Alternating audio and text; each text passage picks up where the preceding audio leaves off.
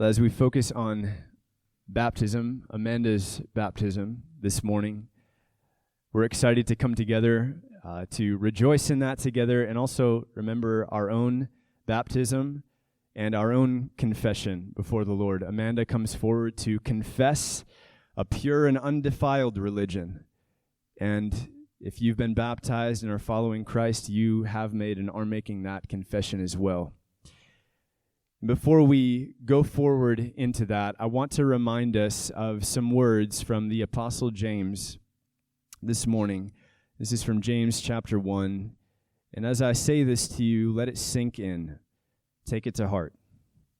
James says, "If anyone thinks that he is religious and does not bridle his tongue, but deceives his heart, this person's religion is worthless, good for nothing."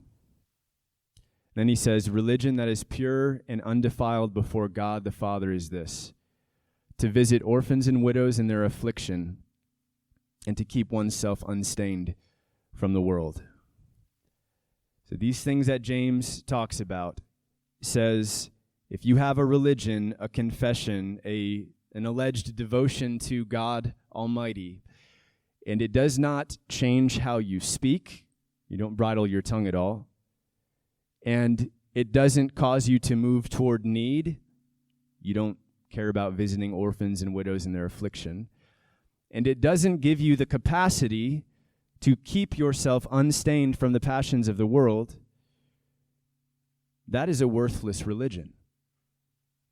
It's a worthless religion. It's like a car without an engine that just sits there in the garage. It's nothing but a shell of metal and glass that sits there and rusts. And once a week on Sunday, you go out into the car and sit in it for a little while so that all your neighbors know and you show yourself to know that you have a car. I have a car. I know that I have a car. I'm sitting in it. I sit in it every single week. Does it drive you anywhere? Does it move you at all? Is there anything that takes you somewhere with this vehicle? And it's the same way with true religion. Religion without these things is just like a car without an engine. It's this hollow shell. It doesn't move you anywhere. But the engine of the Christian life, this pure and undefiled confession that we would make and that Amanda would step forward to make this morning, where does that engine come from?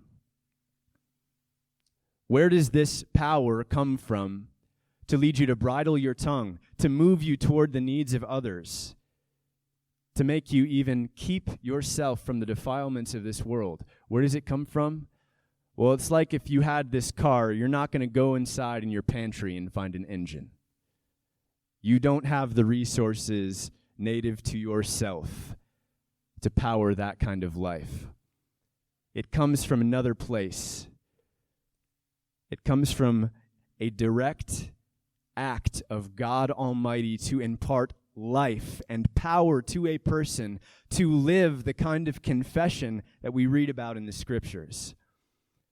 That is where it comes from. And as we come forward and focus on Amanda's baptism, think about your own in that kind of way. This power to live this pure and undefiled religion, it comes from God. And to say that there's no power in your life to that end is to say that there's a missing connection somewhere to link up with that almighty power that God gives.